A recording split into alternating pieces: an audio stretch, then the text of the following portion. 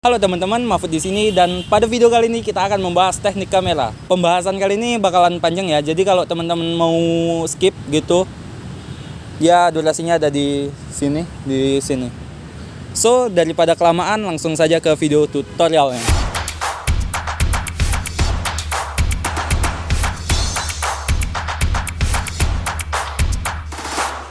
Oke, yang pertama sebelum kita masuk ke teknik-teknik kamera, kita harus kenal dulu nih jenis kamera dan bagian-bagian kamera apa yang kita pakai dalam pembuatan video. Di sini kita memakai kamera DSLR tipenya 60D. Nah, di kamera ini memiliki bagian-bagian kamera standar ya, sama sepertinya. DSLR itu menggunakan mirror atau kaca. Yang pertama lensa. Lensa itu bervariasi ya, tergantung dari lensa apa yang kalian pakai. Di lensa itu adalah focal length. Focal length itu seberapa jarak jauh zoom dan fokus pada kamera kalian. Contohnya di kamera ini masih pakai lensa kit, fokus enggak? Oh ya. Di sini masih pakai lensa kit ya dengan focal length 18 sampai 55 mm.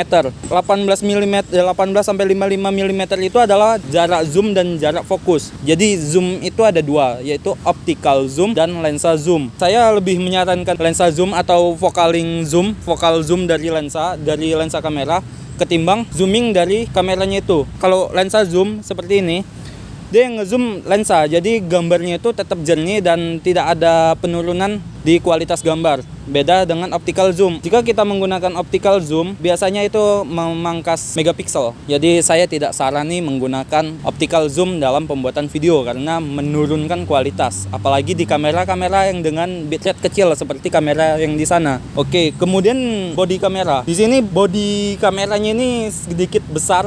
Kayak review kamera kita. Bukan.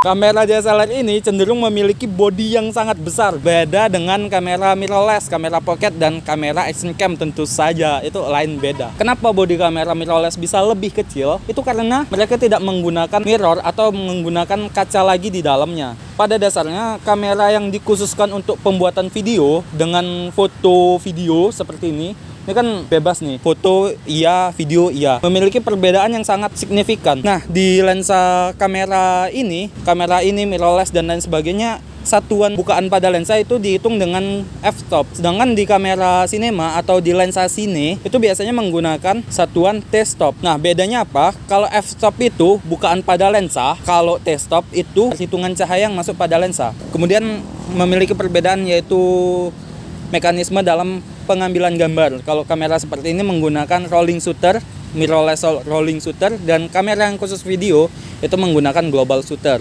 Kenapa kamera itu menggunakan global shutter? Karena menghindari jello yang berlebih. Dan masih banyak lagi ini ya perbedaan di antara kamera khusus video dengan khusus foto video seperti ini. Oke, kemudian teknik kamera.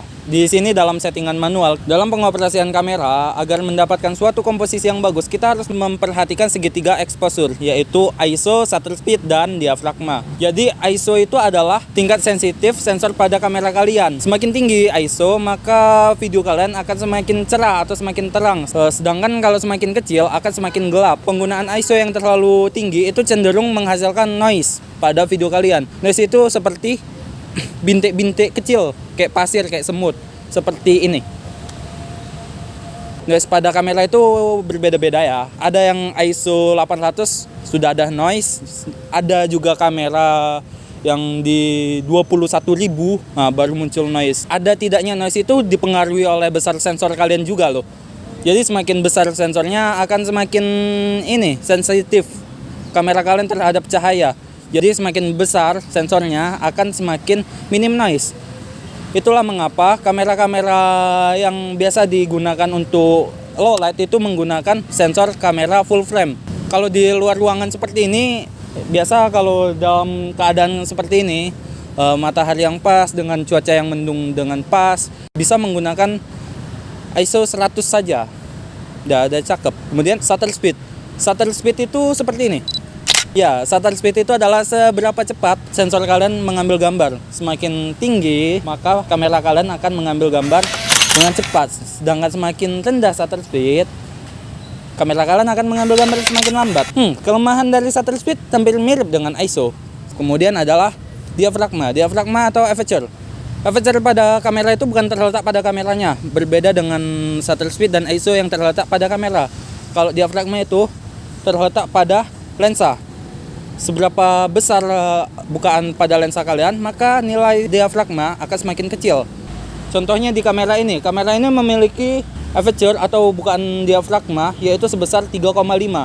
Jadi semakin kecil nilai angka pada lensa kalian, diafragma itu semakin besar. Oke, kita sekarang sudah mengetahui nih jenis kamera apa yang kalian gunakan dan komposisi pengaturan yang akan kalian gunakan.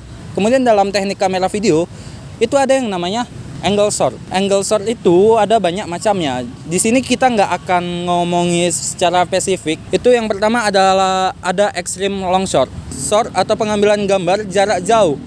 Dia biasanya mengambil gambar secara ekstrim yang menampilkan suasana dari tempat itu. Biasanya shot ini tidak terlalu berfokus pada objek. Kemudian ada yang namanya long shot. Long shot adalah pengambilan gambar jarak jauh, tetapi tetap memperhatikan detail dari objek tersebut. Berbeda dengan extreme long shot yang tidak terlalu berfokus pada kedetailan dari objek tersebut.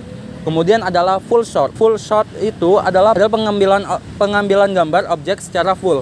Nah, kemudian ada yang namanya kenik shot. Kenik shot ini adalah pengambilan gambar yang sedikit nanggung sebenarnya, yaitu dari kenik atau dari atas kaki sampai dengan atas kepala. Kemudian ada yang namanya medium shot. Nah, medium shot itu adalah pengambilan gambar seperti ini. Nah, video kali ini itu diambil dengan cara medium shot. Kemudian medium close up. Medium close up adalah pengambilan gambar yang relatif lebih dekat, yaitu dari atas perut sampai kepala. Big close up, pengambilan gambar yang lebih dekat lagi, lebih detail lagi, tapi dengan memperhatikan keadaan sekitarnya. Kemudian tujuan penggunaan big close up itu untuk menampilkan ekspresi objek yang sedang terjadi. Kemudian ada yang namanya extreme close up. Extreme close up ini lebih sangat sempit atau lebih dekat lagi. Tujuan penggunaan shot ini biasanya untuk lebih detail menampilkan ekspresi dari objek itu.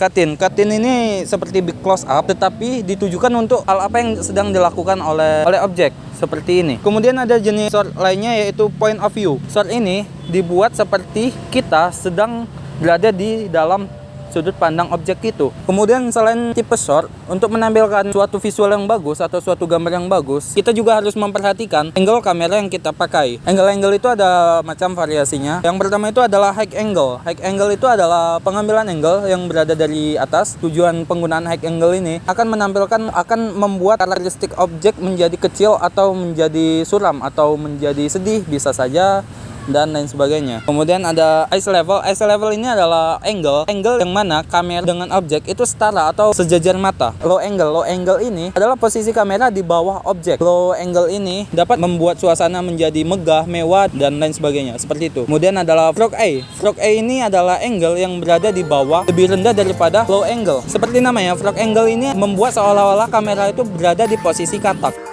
Jadi videonya aku tutup sampai sini aja. Sebenarnya videonya masih panjang ya, masih banyak malahan yang belum dibahas gitu. Total videonya itu sebenarnya itu hampir 17 menit. Cuman karena durasi yang dibatasi itu cuma 10 menit, jadi saya potong sampai sini aja ya. Sebenarnya bisa dipotong sampai 10 menit. Cuman kayak ngegantung gitu, kayak aneh gitu. Jadi ya udahlah, kita potong sampai sini, nanti bakal ada part 2-nya. Mungkin kalau nggak males ngedit. Oke, thanks for watching this video. Silahkan jika kalian suka, dislike kalau nggak suka. Saya Marif Mahfud, sampai jumpa di video selanjutnya. Ciao nih.